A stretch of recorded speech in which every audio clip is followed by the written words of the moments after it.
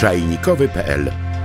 Obecność młynków do kawy zazwyczaj kojarzy nam się z zamierzchłymi czasami naszych dziadków, jednak również dzisiaj możemy znaleźć stare, drewniane, zardzewiałe często młynki w naszych kuchniach. Czy warto po nie sięgnąć i czy w ogóle warto mielić kawę w domu? O tym właśnie dzisiaj razem sobie opowiemy. Młynki w domach przestały być nam potrzebne wraz z popularyzacją mielonej kawy w sklepach. I tutaj producenci kawy zapewniają nas o niesamowitych właściwościach ich opakowań, o tym, że kawa jest pakowana hermetycznie, że dzięki temu, że jest zmielona, jest po prostu praktyczniejsza w użyciu. Natomiast rzeczywistość jest taka, że kawa traci swoje aromaty z każdym kolejnym dniem, a więc przechowywanie jej w formie zmielonej jest zwyczajnie utratą tych aromatów. Naszym zadaniem jest nierówna, ale walka o to, aby jak najwięcej z tych aromatów przemycić do naszych filiżanek.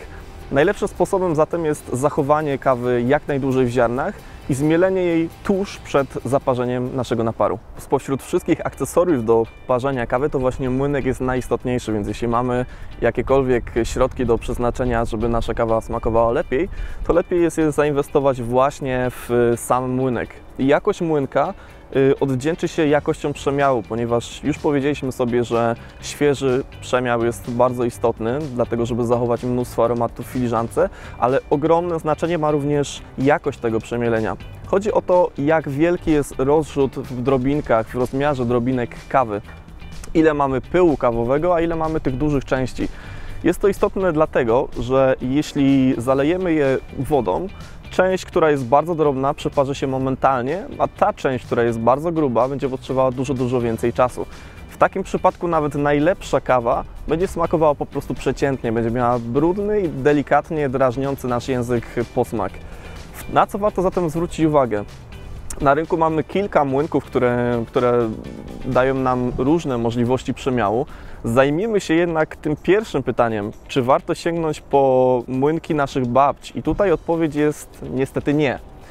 Po pierwsze, te młynki mają niezbyt stabilne żarna.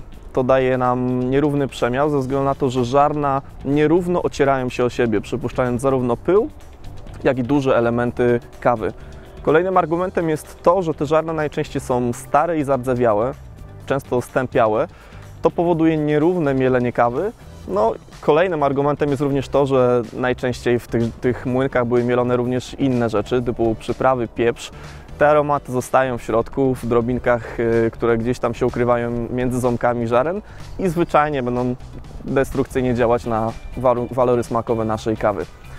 Nie można też stosować młynków udarowych z tego samego powodu. Młynki udarowe to są te, które tną ziarno. Mamy ostrza, które obracając się tną każde ziarenko i tutaj jest totalna przypadkowość, czyli w miejscu, w którym ostrze natknie się na ziarenko, tam to ziarenko pęka. W tym przypadku mamy totalny gradient pomiędzy totalnym pyłem, bardzo dużym pyłem, a dużymi drobinkami kawy. Te młynki są najgorsze również ze względu na podgrzewanie kawy. Cały proces powoduje wytwarzanie się bardzo dużej temperatury i to jest destrukcyjne również dla aromatów kawy. Kawa nie lubi czegoś takiego. Cóż więc możemy zrobić, w co warto zainwestować? Przede wszystkim w młynki żarnowe, które dają nam możliwość zmiany ustawień, czyli żarna oddalają się od siebie albo przybliżają.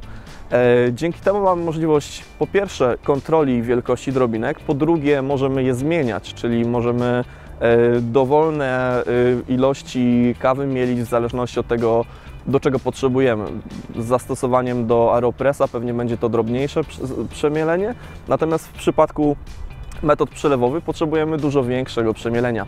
Warto zatem zainwestować troszeczkę więcej pieniędzy w młynek, aby był on wykonany z konkretnych materiałów, żeby żarna były stabilne, żeby podczas kręcenia korbą nie przesuwały się względem siebie.